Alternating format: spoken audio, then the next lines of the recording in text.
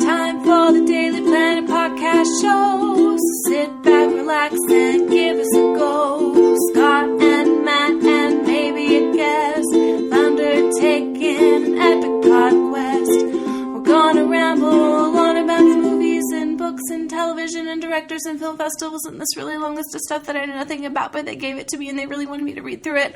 And that's all I can really say about it, but it's gonna be great.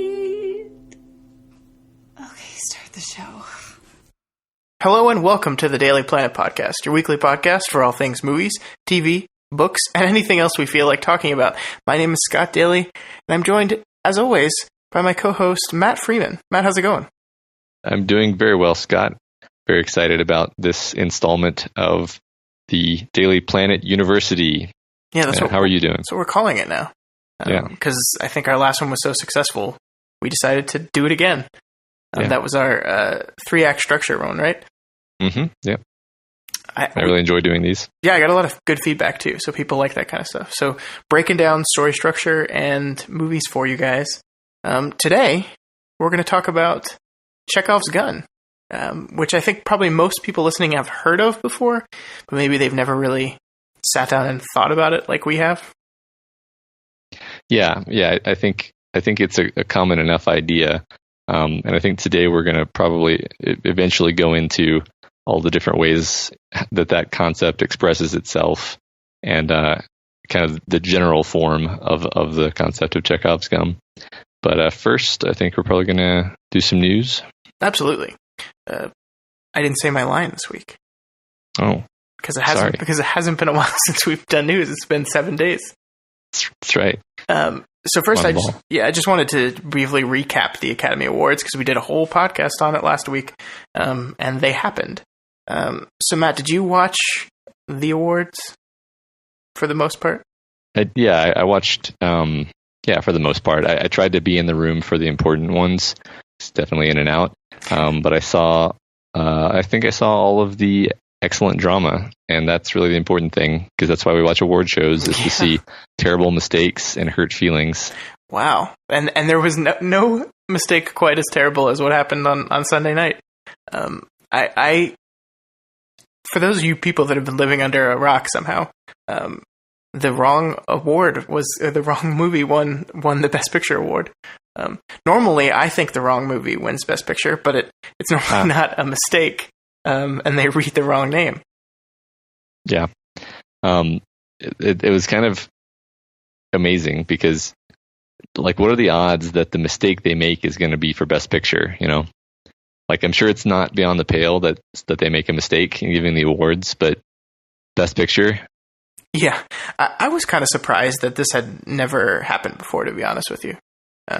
It seems like this would, like, especially back in the early days, that getting envelopes mixed up would happen, but yeah, it feels like maybe they cared less, and they just like because it's like all their efforts to have subterfuge and to make sure that the envelopes were tracked were actually counterproductive and ended up creating a confusing situation.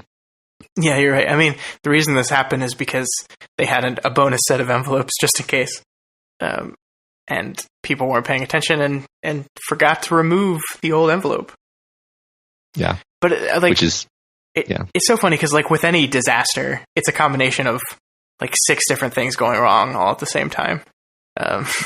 Yeah. Right. Yeah. I mean, it ended up being kind of cool how it was played off on stage, and it left everyone with warm feelings instead of hurt feelings. Yeah, I mean, that's my takeaway from it is seeing like this is a quote unquote competitive award show, but really these 2 groups of producers and filmmakers just had a huge amount of respect for each other, and how gracious the La La Land producers were to be the first to step up to the mic and say, no, something's wrong, and this award belongs to you guys. It was really cool.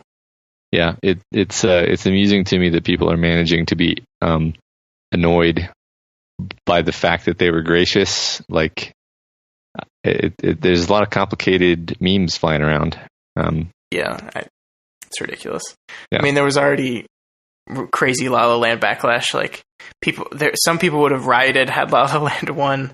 And now, like, I don't know. It's just, we should be happy. This was supposed to be a celebration of art, and art was celebrated. I think a really good movie won Best Picture, so I'm happy. Yeah. I mean, I haven't actually seen either of those movies. I think you would enjoy both. Yeah, I mean, I bet I would. It's funny. As I was watching the awards show, I was introspecting. I was like, why am I getting so irritated that La La Land is winning things? And I think there's just a natural human inclination to like be against the big guy and for the little guy. And when you like, since I hadn't seen La La Land, I had no particular positive association with it, and it was just the movie that kept clobbering other movies. And the like lizard part of my brain was like, that's not fair. It's not fair. We need to even this playing field here. Yeah. Well, I mean, it didn't do as well as I thought it was going to do. I mean, it won 6 out of 14. That's not exactly a great ratio. Yeah. But, I think it won the appropriate awards. There was nothing that really made me mad, except for Suicide Squad is now an Academy Award winning film. Jesus. Mm-hmm. Yeah. Yeah, I think everyone has readjusted their assessment of the Academy's priorities and acumen.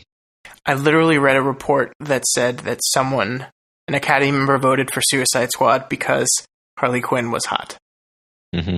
And there was another report I read that was actually from last year that was shared by a friend on Twitter that said a person voted for Mad Max for editing because it had the most practical effects.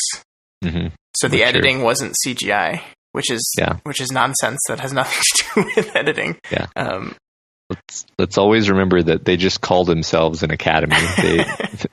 What they really are is like an actor club. If it were called the annual Actor Club Movie Award ceremony, then it wouldn't have the same cachet, would it now? Well, and the problem is, and they've tried to address this, but it's primarily older people who have not seen very many of the nominees. Some aren't even involved in the film world anymore. Once you win an Academy Award, you are a member of the Academy for life, even if you stopped making movies 40 years ago. So they're trying to address some of these issues. I think we're still seeing some of them. But yeah, I mean, I agree. You have, and I think how it works is they weight the Academy members that are actually in the industry of the award more. Like, so if you're an editor voting, your vote on editing counts more. Don't quote me on that, but I think that's how it works. But okay. You're right that the overwhelming majority of members of the Academy are actors. And they are still voting for all these categories that they may or may not know what they mean. Yeah. Like, nobody knows the difference between sound editing and sound mixing. Nobody. Yeah. But overall, I enjoyed the awards. I thought Jimmy Kimmel was pretty good. Yeah. He was endearing to me. I've never really watched this show, so I had no prior impression of him, and he left me with a positive impression, I think. Yeah, so what was your take on the Matt Damon stuff? Because if you haven't really followed his show, you don't know about his long-standing Matt Damon hatred. I mean, it was confusing for like the first 30 seconds, and then I understood that it was a joke, and then it was just hilarious from then on. Yeah, I loved it. I mean, it's so great. And I guess, like, there's a screenshot of Jimmy sitting in a seat next to Matt Damon while Best Picture is being read. So I think they were originally planning on closing the show with another Matt Damon bit, but of course that got messed up when everything went to shit. So we will never know what the hilarious bit was going to be. Oh no, this is just puts such a tragic spin on everything, though. Did you like the tour bus thing? Most people seem pretty mixed on that. I mean, I guess if anything, I thought it just went on a little long, but I didn't. I thought it was cute and it was fine. Yeah, I mean, it's a fun idea. I think it suffered the risk of very quickly devolving into rich people making fun of average people. But fortunately, like, there was enough like involvement from the celebrities that they weren't all just sitting in their chairs pointing and laughing. Like, they got up and they interacted with them, and that was all great. So I agree, it went on a little too long, but I thought it was cool. Yeah, well, I mean, I got kind of like I kind of went deep on it because I was like, all these actors are so gracious, and then I was like, that's kind of inhuman. Actually, they're actually all really good actors, and they're just acting. Oh, absolutely. They're like, okay, I'm on camera in front of like hundreds of millions of people. I need to protect my brand here. So I need to come across as a character that is really super gracious and just is so happy to meet this person, and just is just such a smiling, radiant individual. Another thing you notice is that these people are sitting in chairs for like 3 hours, and even at the end of 3 hours, they look like they just came out of a like makeup booth. Yeah. I wonder how much touching up is happening. Yeah, that's a good point. Yeah, I was more thinking like like just the effort of sitting with like good posture for that long is exhausting. Yeah, that's true. Yeah. Anyway, but yeah, I think we just wanted to recap real quick. My guesses were all wrong. So I think I said I was shooting for like an 80% correct rating. I got a 62, 63. So not a good night for me. But yeah, like better than chance. Yeah, I mean most of the results I was happy with, even the ones I guessed wrong. I was happy with what the result ended up being. So I'm not going to complain. All right. So let's move on to what else happened this weekend. On a sad note, Bill Paxton passed away at 61 on, I think it was late. Was it late Saturday, or I think it broke early Sunday? I'm not sure. He suffered complications from a surgery. That's really all the details we know. How did you take this, Matt? Because to me, like, Bill Paxton was like a huge part of my life, because he's always like in so many different movies. He's playing a great either character actor role, or I mean, he leads every so often. But man, he had such an impact on my life, and I took this one pretty hard. Yeah, I took this one pretty hard too. I kind of, I think if you had asked me beforehand, is this going to hit you hard? I probably would have said yes, actually. Whereas, sometimes it sneaks up on you and you're like, oh, I didn't know this would hit me so hard. This one, I'm like, oh man, I love Bill Paxton. He's my favorite part of so many movies that he's in, and so many of the movies that he's in are among my favorite movies. And also, he just comes across as such a like nice, lighthearted guy. And he's so young too. Like, I mean, 61 seems young to me now. Yeah, I think it is. I mean, young. my parents turned 60 this year, so 61 is very young.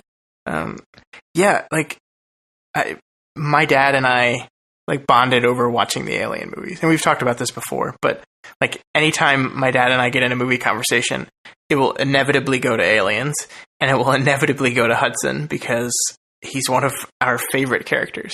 And I love that character, and I love how Paxton plays him. I watched Aliens that day when I found out too, because I just had to. That was my way of grieving. Matt, that movie is so good. Yeah, it kind of ties in a little bit. Actually, it perfectly. I just remembered my example, Matt, because my example for later in the podcast is awesome. Aliens, and is Hudson's character. So I think we'll talk about that a little later, but I think it's a perfect example of how to efficiently define your characters, show who they are, and then both subvert and reinforce them through the actions of the movie. And I think Hudson's a perfect example of that, but we will get into that later. Cool. So rest in peace, Bill Paxton. 60 is too young, man. I think that's just a symbol we're getting old, because when I was in my teens, 61 sounded ancient, but we're halfway there. Well, I think like what you said, when your parents are that age, you're like, that's not old. That's they're just grown-ups. Yeah. So the only other thing I wanted to talk about was just news that dropped today, because that's how excited I am about it. There's a new documentary series coming to Netflix. It's a 3-part series called 5 Came Back. It's an adaptation of a book that I now need to read. Basically, it is a story of 5 different filmmakers who, when World War II broke out, went to the war and filmed documentaries. This was John Ford, William Wyler, John Huston, Frank Capra, and George Stevens. So the documentary they basically got 5 working directors right now: Steven Spielberg, Francis Ford Coppola, Guillermo del Toro, Paul Greengrass, and Lawrence Kasdan to talk about these other 5 filmmakers. So it's 5 filmmakers that are icons talking about 5 iconic filmmakers. And part of this whole package, Netflix is also releasing all the documentaries that these directors actually made while they were involved in the war. So, Matt, this is I am so excited about this. This is right up my alley. Yeah, this sounds like it's going to be one of those things that's, culturally valuable. Yeah, I mean, it's talking about how cinema is important and how it impacts people, and part of the trailer showed that all these guys, when they came back from war, made some of their best movies right after it. Just shows how profoundly it changed their lives and how life affects cinema and cinema affects life. And I think that's what I love talking about. So I can't wait for this to come out. Netflix is killing it, man. Yeah. No, I'm pretty excited for this too. All right, and then one more thing before we close. There's a new Alien Covenant trailer that just came out right before we started recording. Matt, what do you think of the trailer? 13-year-old Matt is pleased. 31-year-old Matt is cynical and detached. Yeah. I don't know. I'm really torn. I didn't like that first trailer. We talked about that. I liked this better, but I do think they're showing too much. And I think you're right that if we didn't know this was an Alien movie, we'd be way more excited. Because that Life movie that is coming out, and I think it's March or April. We know very little about that movie. It just seems like weird space alien horror thing. Yeah, and that sounds exciting. I mean, the new poster I think is like the alien egg, and if there were no such thing as Alien or the Alien franchise, and that was the poster, you'd be like, oh, that's really cool. It's really evocative. When what's in that egg, it's mysterious. It's interesting. But we've seen the egg in 7 different movies. We know what's in the egg. It's not mysterious, not compelling. There's almost nothing new you can do with that concept. It's like if a lightsaber were on the poster. It's oh, you're promising me more of the same. I like I said last time we talked about this, I love the idea of cosmic horror, but I just wish they would do it with something other than these same visual motifs of the alien and the chest burster and the face hugger and everything. Yeah, and the egg is actually a good point, because the egg poster is basically a ripoff of the original Alien poster, which was just the egg. It was weird because for whatever reason they made the egg in that poster look not like how the eggs in the movies looked at all. Right. And they had the crack at the bottom. It was weird, but it's doing this intentional throwback thing that has me worried, because I feel like they're going to go Jurassic World, or they're going to go Force Awakens with this, where the movie's going to bend over backwards to honor, aka take from the imagery and iconography of the film. It's trying to follow up. Yeah. So, again, this is all speculation. That's just what it seems like, everything I've seen, and I know that's a trend in Hollywood lately. So that's got me concerned. And I don't think Ridley Scott's made a very good movie in a long time. So that's the other part. Yeah. Well, except The Martian, right? Or maybe you don't like The Martian so much. I mean, I think that's an exception to the rule. Yeah. But yeah. So that's that. That movie comes out in May, I think. And I think, Matt, as we're talking right now, this is Tuesday night, there's a new Guardians of the Galaxy 2 trailer dropping. So we can't talk about that, but maybe next week. Yeah. Finish the podcast, finish listening, and then go watch that. What if I have it on in the background right now? That's fine. Just try not to let me know. All right. So let's move on to our main event. Let's talk about Chekhov's gun. So basically, to set this whole thing up, Anton Chekhov was a 19th century author and playwright. And I don't think, did he actually coin the phrase, or did he just give a quote that people took as the definition of Chekhov's gun? I think he just, I don't know, but I think he just said this particular quote, and then people generalized that to mean what the term has come to mean. Yeah. Do you want to read the quote? Sure. So what Chekhov says is, remove everything that has no relevance to the story. If you say in the first chapter that there is a rifle hanging on the wall, in the second or third chapter, it absolutely must go off. If it's not going to be fired, it shouldn't be hanging there. And of course, from that, we get Chekhov's gun, the idea that if there is, very generally speaking, if there is an element in the story that has been inserted, it needs to pay off in some way later, and that you should have no extraneous elements. Yeah, and I think a lot of times this is simplified to just be props because he mentioned a prop, but it's not just a prop, it's a character trait. It can be props, it's even a scene, like breaking it down to its highest level. Like, if your scene does not matter, it does not pay off in some way in the future, then that scene is superfluous and should be removed. Right. Yes, and we'll get into this more, but there's kind of two sides to this coin. There's the everything that you put in should pay off, and there's don't put in anything that doesn't pay off. So it's advocating economy in storytelling. It's advocating not putting in extraneous elements, where extraneous is defined as basically like occurs once and then doesn't go anywhere.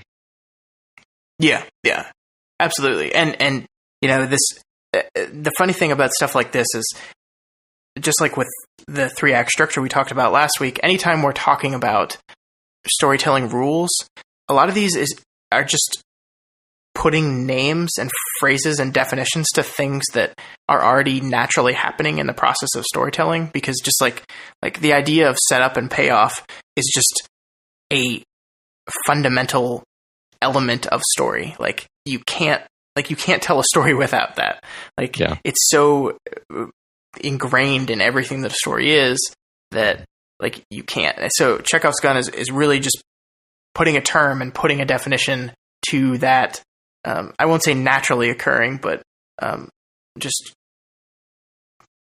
I guess maybe I should say naturally recurring is the right phrase. Yeah, but kind of like what we said last time. Like these terms are basically descriptive terms for what Homo sapiens seem to naturally consider to be good story elements, or good rules for storytelling. Because if you don't follow these rules, then human beings don't feel like it's a story.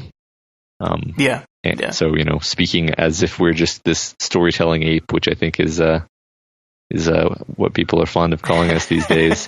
Wait, who is fond of calling us that? Well, I don't know. It's changed from the problem-solving ape to the storytelling ape is the new science, the new sciencey explanation for what distinguishes us. Because I actually didn't know that. That's cool. I think it's because we've discovered that chimps can do all these things with tools. Because it used to be that we were the tool-using ape, and now they know that chimps and other apes use tools all the time. So now, we have to find something that we do uniquely. Oh, we tell stories. That's it. Yeah. So. One day we're going to find that chimps tell stories. Yeah, exactly. And we're going to lose that. We're not special. No, not at all.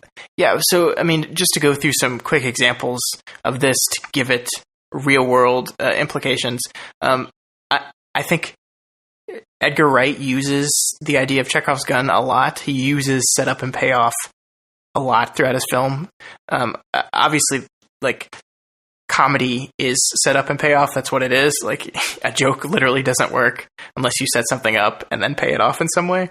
But he literally was referencing Chekhov's gun in Shaun of the Dead when there was the Winchester rifle that was above the bar. Several times throughout the film, they reference the Winchester and the fact that there's no way the gun actually works. Of course, at the end of the movie, they pay that off by them picking up the gun and firing it and it actually working. So that's literally a gun that is set up and paid off. So that's the most literal example. But again, this can apply to everything. So do you have some examples as well? Yeah, just in terms of props, I always think about the Green Destiny sword and Crouching Tiger, Hidden Dragon, and how almost the very first scene is Liu Bai saying, "I'm bringing this sword. I'm retiring and I'm bringing my sword back to, I'm giving it to my friend." And then you just know that the sword is going to be like a huge focal point of the story. And then, of course, it's drawn fairly shortly after that in violence. And that's but there are, like you said, there's lots of examples that aren't just props. So did you have a first example of a Chekhov's gun story element that wasn't a prop?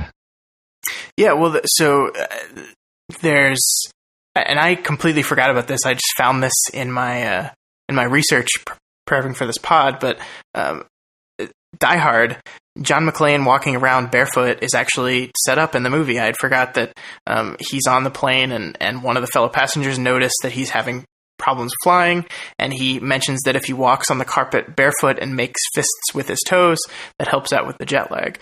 Of course, this is paid off later in the film, where McClane is caught without his shoes and has to walk across the carpet on glass, and his hands or his feet get horribly ripped up. But it's funny because stuff like this you don't even think about, but it is all set up. The other big one I wanted to mention was just everything in Back to the Future, and not just Back to the Future 1, but Back to the Future 2 and 3. This movie lives and dies off of setting stuff up and paying off. If you're paying attention, the entire beginning of the movie is set up for everything else. It comes off as exposition and unimportant, but Marty's parents' entire relationship is set up. Doc's relationship is set up. That he ruined his fortune. All this stuff is set up. The recurring motifs in the movie of the chicken line in 1, 2, and 3 is repeated.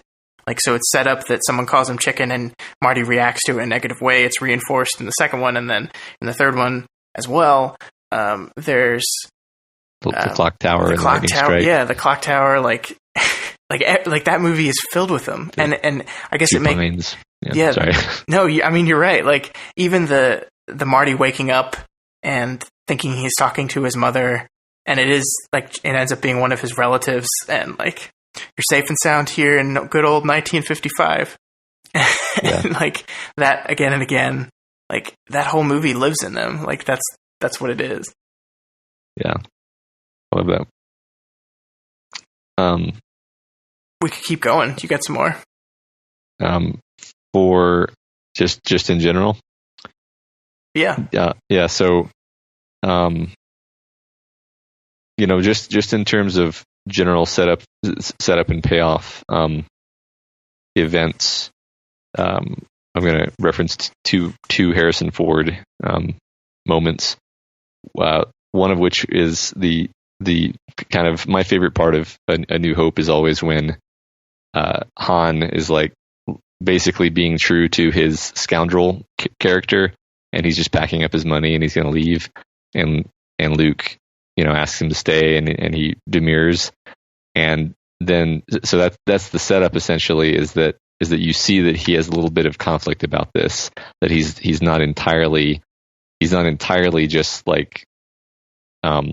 good with being the psychopathic smuggler character, and just enough time passes for you to kind of forget about him because you're absorbed in the dogfight with the Death Star, and then he comes back at the last second and saves the day, and it's super delightful. So that's one of those set up payoff moments that I just love. I think that's a good example of doing it. But you can do setup and payoff in a way that is both logical and sensical and seems obvious to the story, but also is entertaining and surprising. The brilliance of that moment is that it surprises everyone, but we still see it as a logical next step for the character. So enough setup was there to where we're not this is completely out of left field, this doesn't make sense for this character, but it's still surprising and exciting and entertaining to watch. Yeah, that's my favorite application, I think, of the concept, is where you couldn't really predict what is going to come of a given element. For example, if you saw him packing up his money and kind of making a pensive face, you wouldn't necessarily say oh, he's definitely going to come back. You might if you're really paying attention, but you probably wouldn't. But like you just said, it's it provides a logical justification for what follows, so that what follows doesn't come out of left field. And that's a very subtle level of using this technique, I think. Yeah, and I think it's even established, prior to that moment where he's talking with Luke, because we've met Han at the beginning, and we see him, like, our first interaction with Han is him killing Greedo, and that's very intentionally a setup, right? It's defining who he is. It's showing that he's more interested in himself than anything else. We see that reinforced again and again with, like, his first interactions with Leia, and, like, how he's only concerned with his reward, and, like, how he's saying throughout their time in the Death Star, he's like, no reward is worth this. Yeah. And, like, all that is set up to the payoff of him actually coming back. And that, right. I mean, it's brilliant. Yeah. The other Harrison Ford moment is when, and I get confused about which movie certain things happen in, honestly, which is embarrassing to admit, but there's the scene where he, where the guy with the sword challenges him, and he just shoots him. Yeah. Whereas you kind of expect them to have, like, a whip fight, and then at some later point, which may actually be in a different movie. It is, yeah. Yeah, he like makes the classic Harrison Ford face and reaches for his gun, and then it isn't there, and so that's the joke. Yeah, it's funny because it gets complicated, because I think the initial setup is in the first Indiana Jones movie, and that moment that you're talking about is in Temple of Doom, which is the second one, which is technically a prequel. Uh-huh. So, I mean, it's a setup across multiple movies that technically takes place before the other movie. But for the audience, it still pays off in a satisfactory way. Yeah, that's funny. And maybe that's not the absolute best example of this, but it is using setup. It's just using setup from a different film. Yeah. So, do you have anything else you wanted to discuss on this one? No, let's move on to the next subcategory. Yeah, so I wanted to take this opportunity of setup and payoff and Chekhov's gun to talk to move into something that I really like, which is I think it's generally known as the narrative rule of three. I kind of refer to them as three beats, and you've probably heard me on the podcast say the phrase three beat before, and we're like, what does that mean? But the general rule of three comes from the Latin phrase omni trium perfectum. Is that how you pronounce it? I'm not good with Latin. You took Latin, I didn't. Oops. Yeah, I think that's correct. And so the idea in Latin, that basically means everything that comes in threes is perfect. And if you pay attention to life and everything around you, not just in narrative storytelling, but we do handle things in threes a lot. In religion, it's the Father, Son, Holy Spirit. Like in story, everything is in threes. In life, liberty, and the pursuit of happiness, and the Declaration of Independence, like human beings, as for some psychological reason, like three things.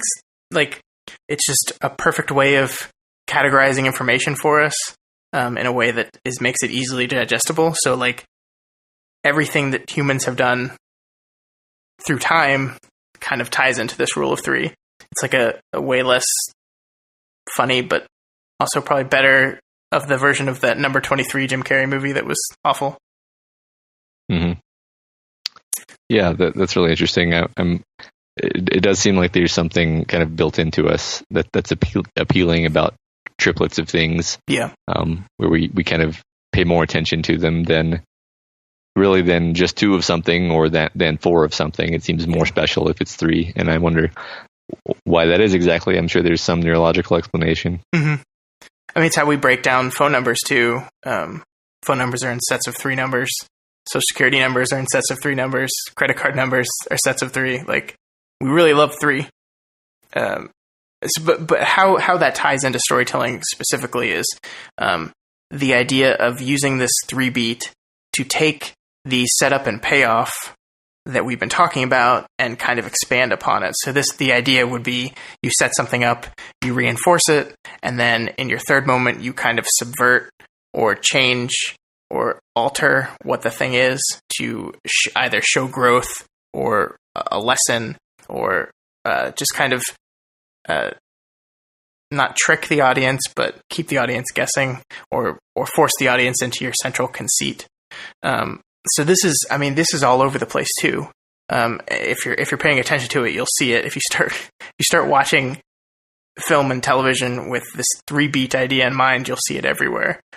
One of the examples that I loved was from the Westworld pilot, and I think it technically does this more than 3 times, but the 3 categories are there. But the idea of the flies in the Westworld pilot. So we have a fly land on a robot, and we specifically see the fly land on the robot. We see the robot not flinch or not do anything, which basically goes to show that they're robots. They don't care about when flies land on them. We see that reinforced throughout the episode when flies continue to land on robots, and they don't swat it away or they don't do anything. That is subverted by the end of the episode when a fly lands on Dolores, our main character, and she immediately swats it and kills it, something that had never happened before. So this is specifically designed to set something up, reinforce it, show that this is the norm, and then specifically subvert it at the end to say, this has been a change. Something has changed. Yeah, that's really cool. I think that's a great example also. Yeah, and I mean, it seems natural to me that sometimes you're going to need to reinforce something more than once on the basis of kind of how much time has passed and how important the thing is. Like one of my favorite examples is the Reigns of Castamere song in A Song of Ice and Fire / Game of Thrones. I don't remember how exactly they deal with it in the show, but in the books they explain the song, that like Tyrion is hearing it or something, or he's thinking about the story of it, thinking about how some lesser house challenged his father, and his father's response was to kill every single member of that house and destroy their holdfast, and just complete overkill. Great family. And then they play the song a couple other times in contexts where it kind of reminds you of what the song is, what it means, and how it relates to Tywin Lannister. And then that way, when they finally play the song at the Red Wedding, you don't need any explanation for what that means. Spoilers? It means that it's going to be a great wedding. I think statute of limitations on Red Wedding spoilers are up, especially on this podcast, who has talked about Game of Thrones many times. Well, luckily you don't know what the Red Wedding is until afterward. So that's true. No, but I think that's a really good point, and I think that is somewhere these 3 beats can be used when it's long term setup and payoff. When it's over the course of an entire episode of a show or over the course of an entire film, you need to reinforce these things to gently remind your audience of the status quo before you subvert it, in order to make sure that subversion lands with the impact you want it to have. The thing that I always think about when I'm thinking of George R. R. Martin and Song of Ice and Fire is the idea of red herrings, which is another term that we can explain, because he's really good about giving enough information that even if you're really paying attention, you can't predict what's going to happen, but in hindsight, everything makes sense. And red herrings more generally, you see those a lot in like murder mystery stories, right, where there's a murderer, and you know that one of the characters who you've already met is probably the murderer, but they go out of their way to give you a really bad person who obviously is the murderer, and then of course that's not the person who the murderer is. It's always the cute boyfriend or something, who seems really innocuous, but in retrospect it makes sense that was him.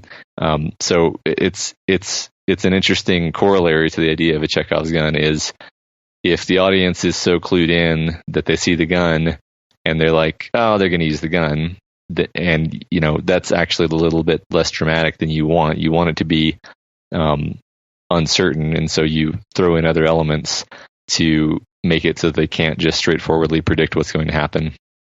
Yeah, and I think that's a good observation, because the idea of a red herring becomes from the fact that the setup payoff structure is so common and so universal that someone's going to take it and eventually find a way to break it down.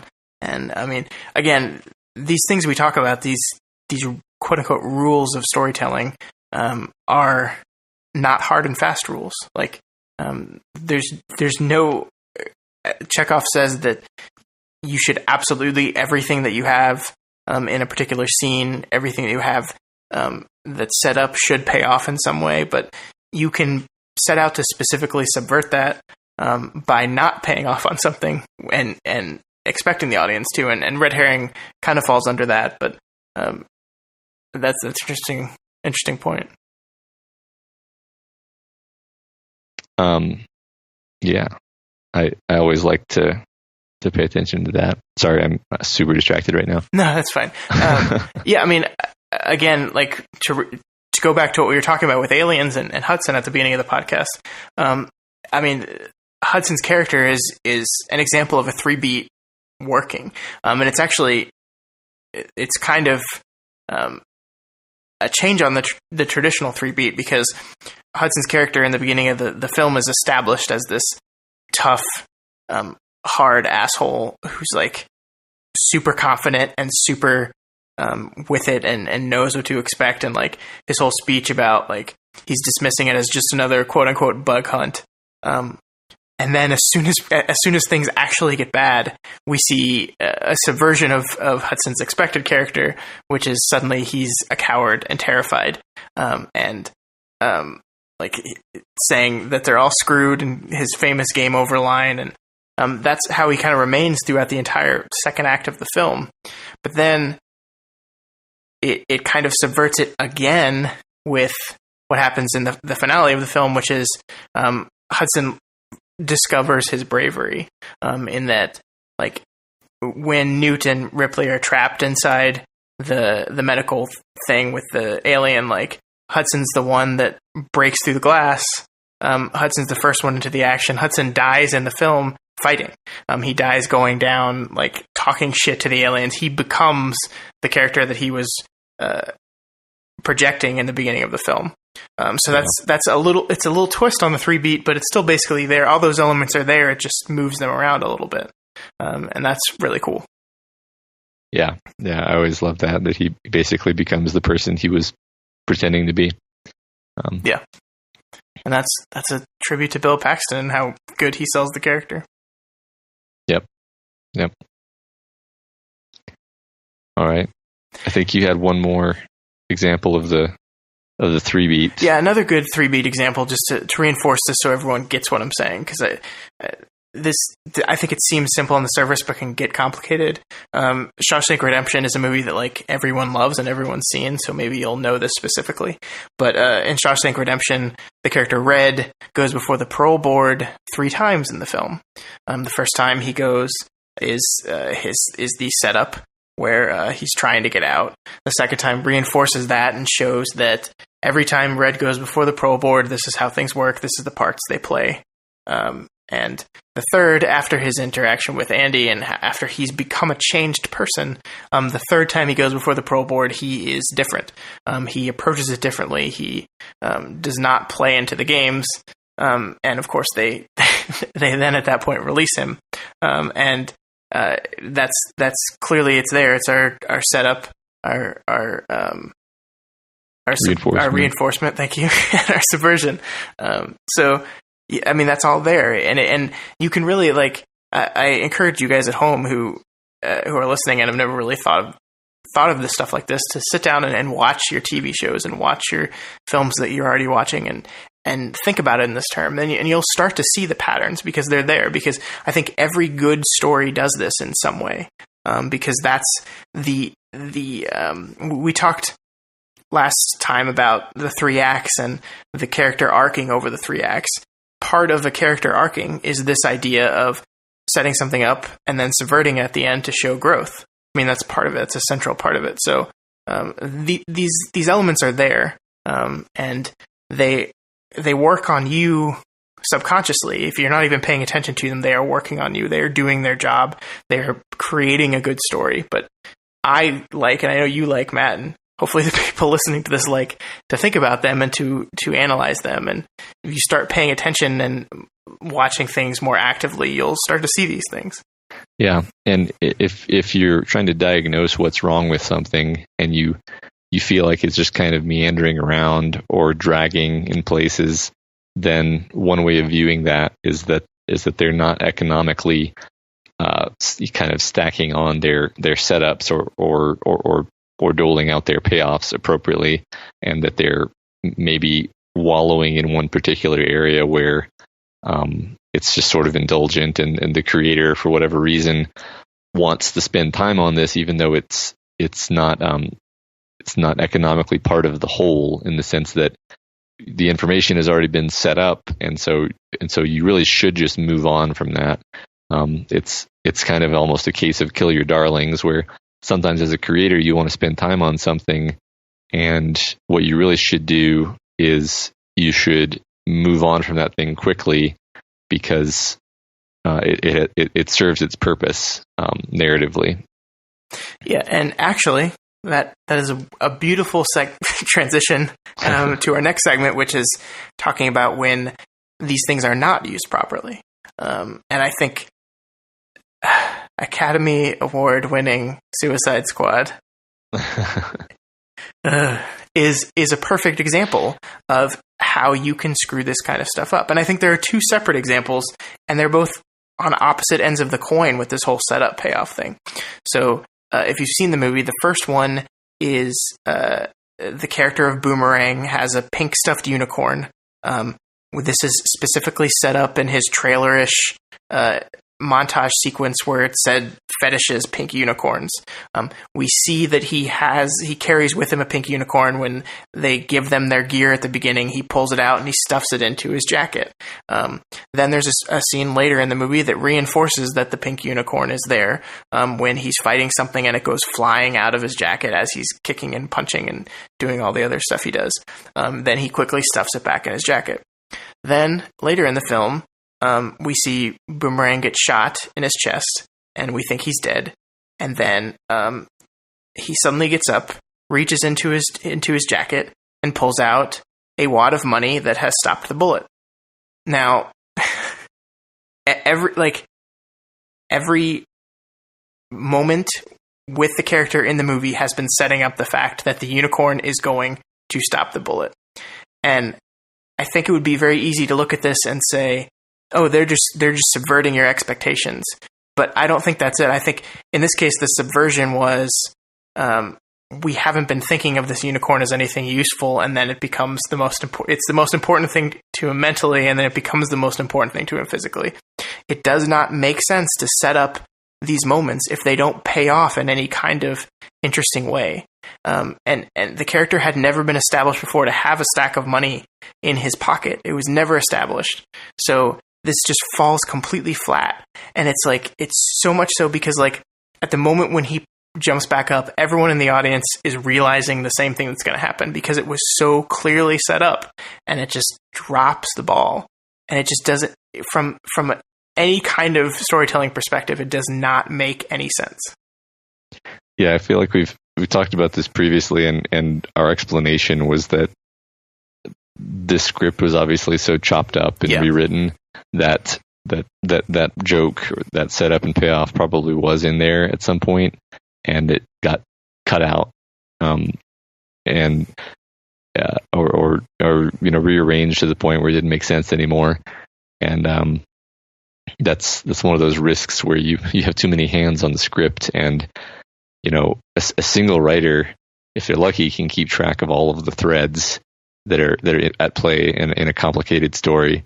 When you pass that script or book or whatever onto a second writer, they're not necessarily aware of where the threads are and where they begin and where they end. And it's really easy to lose things exactly like that. But I find it very hard to believe that during any test screenings they didn't sit down and go, hey, that doesn't make any sense. Or maybe they just really thought they were being clever with him pulling out the money. But again, if that was the intent, then the framing of the scene and anything else that happens in the movie does not set that up either. Even a changing of your expectations in that kind of matter needs to be set up, or else it doesn't make sense. And it's funny because, like, on the other side of the coin, there's something in the movie that's set up kind of beautifully, in that the weakness of the Enchantress, the main villain of the movie, is her heart. This is set up and reinforced throughout the movie, and then like it gets to a point where the movie is like beating it over your head. Like, it's set up at the beginning. We specifically see it. We see characters like stab her heart, which has been removed from her body, and in like a case, and we see her react to it. We see that again when it's reinforced. Like, we get it. Like, her heart, the character design even has her heart like glow brightly to again reinforce this. And then at the end of the movie, they stop the movie to have another character turn to a different character and say, her heart is her weakness. And it's like, this is like the other side of the spectrum, right? Where we have so little faith in our audience that we need to reinforce something over and over and over again. And where the rule of three is there because, in general, people can deal with things in segments of three. So you have you set it up, then you reinforce it once, and then we as human beings, we got it. And you can feel free to let that pay off in a natural way without reinforcing it again for us. And it just, like, it kills momentum in storytelling when you do that. So, I mean, it's funny that both of these examples are found within the same Academy Award winning movie. But I mean, that strikes to one of the core problems of the writing of this film, is that basic stuff like this, they can't execute on. Yeah. It just illustrates that you really have to have a good understanding of what story economy means to, dole out just enough information, no more, no less. And in this movie, they managed to do both more and less in two different places. Yeah, so. And I think that does get us to our central conceit of the podcast, right? Which is that Chekhov's gun, setup, payoff, these three beats, all of these really come down to that idea of story economy. That the way to tell an engaging story, the way to move people you're trying to entertain through your story, is to give them the minimum amount of information they need to understand the things you are trying to do. Yep. And that, you're right, that is really hard, because as the writer, you have all these things in your head. And all the things in your head sound really cool to you, because if not, you wouldn't be writing them down. Right. But chewing out the fat, getting down to that. I mean, that's what Chekhov was saying, was if you put something in your play, if you put something in your book, if you put something in your screenplay, it needs to have a purpose there. And if it doesn't, you're just wasting everybody's time. Yeah. And wasting their attention if it happens to be something kind of in the background, like a gun on the mantle, for example, or character trait. But yeah, it's one of these. It's interesting because we managed to sort of abstract last week's discussion about the 3-act structure down to almost the same concept, where it's like, on some abstract level, act structures and the idea of the Chekhov's gun are the same idea, in that it's really all about pacing and doling out information and structuring its deliberation such that the audience is receiving it at just the right rate, that they experience the drama optimally, and then you get from beginning to end while experiencing all the right things and not going too slowly and not going too quickly. Yeah, absolutely. Because, I mean, storytelling is not merely relaying information. It is the structural method of how you relay that information. So right. That's true. I think that's a beautiful way of connecting last times and this times, is that it all gets back to that central conceit. And I will point out that the 3-act structure follows the rule of 3. Yep. Because everyone loves 3s. Although I still think the 5-act one is better, but we talked about that already. Yep. So yeah, I mean that's Chekhov's gun. That's setup, payoff. That's the 3-beat. I think that's what we really wanted to get to this one. Again, just a really seemingly obvious thing that maybe people never really sat down and thought about before. Yeah. I'd like to hear if we get any feedback about this one. Yeah, I mean, if you guys have never really thought about this, or if you have some insights into this we didn't think of, or if you have some other examples that you think perfectly fall under anything we talked about, we can be reached at dailyplanetfilms@gmail.com. Send us an email. Next time we do one of the Daly Planet Universities, we will absolutely read any emails we get, as long as they're good and not mean or anything. But yeah, I mean, I look at this as this is fun for you and I, but I think this starts a dialogue for people that aren't quite as obsessed with this stuff as you and I are. So I want to hear people's reaction to it. So that would be awesome, listeners, if you could do that. And I think, Matt, that wraps it up. That's class dismissed, Daly Planet University podcast 2. But before we go, I just wanted to quickly touch on what we've been watching in the past week. So have you seen anything new that you wanted to talk about? I watched this Netflix documentary, or I guess it's not technically made by Netflix, but it was on Netflix, called Shadow of Truth. And it's like a true crime documentary. It was kind of horrifying and upsetting, actually. I don't know if I really actually recommend it unless you're one of those people who loves true crime documentaries. And I personally know a lot of people who are really into true crime stuff and watch every true crime thing they can. This one was pretty harrowing and like unbelievably horrible, actually. So how does it compare with like Making a Murderer?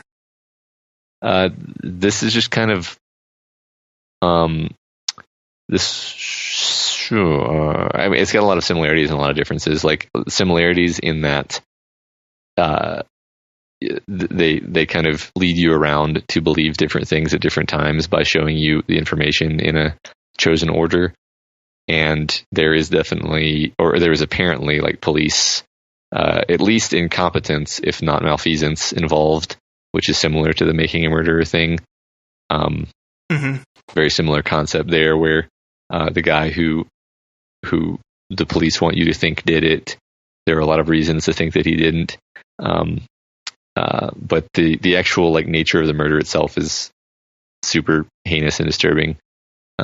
So that's one aspect that's different. I mean, not that the Making the Murderer one wasn't bad, but this one was just kind of like cartoonishly, nightmarishly bad. I gotcha. Yeah. Well, I think, ironically, you interested me enough that I want to check it out. All right. I watched your Schitt's Creek show after last week, so I've only seen like a few episodes, but I quite enjoy it. It's good. It's delightful. What I wanted to talk about this week is Jordan Peele's new horror film, Get Out, which came out on Friday of last week. Brought in $33.5 million for the weekend, which was really good for a Blumhouse production that cost $3.5 million. This movie was 100% on Rotten Tomatoes all weekend. I think one review came in Monday that knocked it down to 99%, but that's kind of unheard of for a horror movie. And Matt, this movie is really, really good. Cool. I feel a little weird as a white person talking about it because this is a movie very, very much trying to explore the Black experience in modern day America. But I love this idea that Hollywood really enjoys telling a very specific type of racism movie. They have the slavery movie where we can all leave the theater and say, "Oh, look how far we've come." And then they have the 50s, 60s civil rights era type films where we can all leave the theater and say, "Oh, look how far we've come."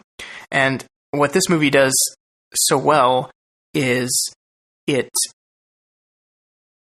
breaches a subject of modern established racism in a place where you wouldn't expect it. I mean, these are white liberal Americans who would never call themselves racist, but there's just this such ingrained institutionalized racism in these people that is just pervasive. And it looks that straight in the eye, and it's unflinching and unapologetic about that. And it's so powerful and wonderful. It's also like really scary and really funny too.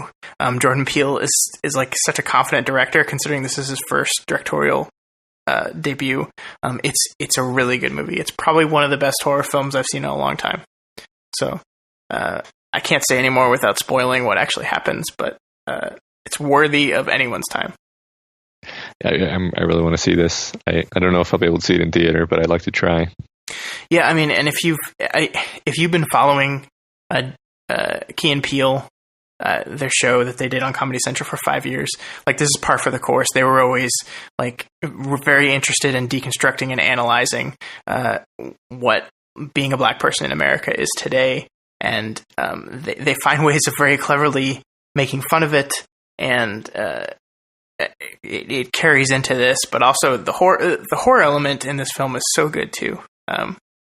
Just how it makes just a suburban White House look scary when nothing is happening except that this person is black in it is really remarkable.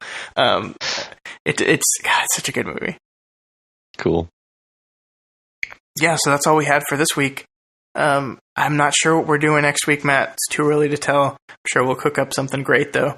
I think we're gonna, if I haven't announced this formally, I think Kryptonian Collection is kind of on a temporary hiatus. We got a new recording set up, and I'm still trying to figure out the kinks of all that to be able to get 4 people on the same recording at the same time. We haven't quite worked through that yet, but we will figure it out, and it will be back. But for now, we're putting that on hiatus. So we'll come up with something really awesome for next week. But until then, Matt, where can you be found on the internet? I tweet from time to time at the handle More Dinamail, and I write articles at dalyplanetfilms.com. I also tweet from time to time at Scott Daly 85. That's DALY. We also have a Twitter for the website and the podcast. That's at Daly Planet Films. Another thing, we've been doing some analytics on our podcast, and we noticed that a lot of you people listen via web browsers, which is fine. It's a perfectly fine way to listen, but we also wanted to just encourage you guys, if you have an Android phone or an Apple phone, our podcast can be subscribed to on just about any podcasting app you have. You can either subscribe via searching, or you can literally just copy-paste the feed. I think there's a link on the website, right? Yes. There's a link right on the website. If for Android, it'll send you to the feed, and you can subscribe to the feed. We only say that because if you do that, the podcast will be automatically pushed to your phone or other device. Anytime there's a new one's out, you won't have to remember to go to the website. And if you're on iTunes and you subscribe that way, you can leave us a nice review, and that will help us push up in the rankings. It will get us more exposure. Review and ratings and that kind of stuff actually matters a lot in iTunes, the way they've done their whole thing. So any help you can be there would be very much appreciated, because we want to grow this thing and we want more people to listen, and to become involved, because stuff like this I think works better, especially like the Daly Planet University stuff works a lot better when people are actively involved in it. So but other than that, you can find writing at dalyplanetfilms.com. I lost track of thought when I went on my long rant. But yeah, you can find my writing at dalyplanetfilms.com as well. That's also where all the other podcasts we do are, and anything else new that we do is there. You can read all about my Oscars recap and all my predictions and how wrong I was, and reviews, essays, all that good stuff. So that's dalyplanetfilms.com. All right. That's it for this week. Thanks, Matt. And had a great time. Yeah, it was fun. We will see you next week. The podcast is over. It's done. We hope you all had some fun. Go back to your work or your school. Maybe the gym. Hey, that's cool. Regardless, just go away. But please come back next